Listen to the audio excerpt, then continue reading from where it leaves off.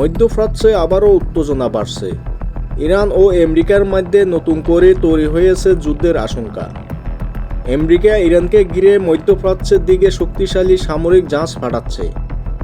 এসব জাহাজে রয়েছে যুদ্ধবিমান, ক্ষেপণাস্ত্র এবং আধুনিক অস্ত্র। আমেরিকা বলছে যে কোনো হুমকি মোকাবেলা প্রস্তুতি হিসেবে এসব ব্যবস্থা নেওয়া হয়েছে। আমেরিকার প্রেসিডেন্ট ডোনাল্ড ট্রাম্প বলেছেন, প্রয়োজন হলে ইরানের বিরুদ্ধে কঠোর পদক্ষেপ নেওয়া হবে। তবে তিনি দাবি করেন আমেরিকা সরাসরি যুদ্ধ চায় না। এদিকে ইরানও কঠোর সতর্কবার্তা দিয়েছে। ইরান নেতারা বলেছেন, দেশটির উপর যদি কোনো হামলা হয় তাহলে সেটাকে সরাসরি যুদ্ধ হিসেবে ধরা হবে। তখন ইরান তার সর্বোচ্চ শক্তি দিয়ে পাল্টা জবাব দেবে। বিশ্লেষকদের মতে ইরান বর্তমানে অর্থনৈতিক সংকটে আছে। মুদ্রার দাম কমে গেছে, মানুষের জীবনযাত্রা কঠিন হয়ে পড়েছে। এই পরিস্থিতিতে আমেরিকার সামরিক চাপ ইরানের জন্য বড় উদ্বেগের কারণ হয়ে দাঁড়িয়েছে।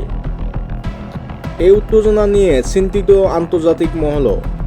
বিশেষজ্ঞরা বলেছেন, পরিস্থিতি খারাপ হলে পুরো মিডল ইস্টেও অস্থির হয়ে উঠতে পারে।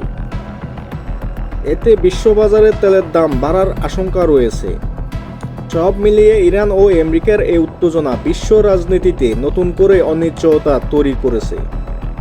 এখন দেখার বিষয়, আলোচনা দিয়ে সমাধান হয় নাকি পরিস্থিতি আরও জটিল হয়ে ওঠে। এ ধরনের আন্তর্জাতিক নিউজ পেতে আমাদের সাথে থাকুন।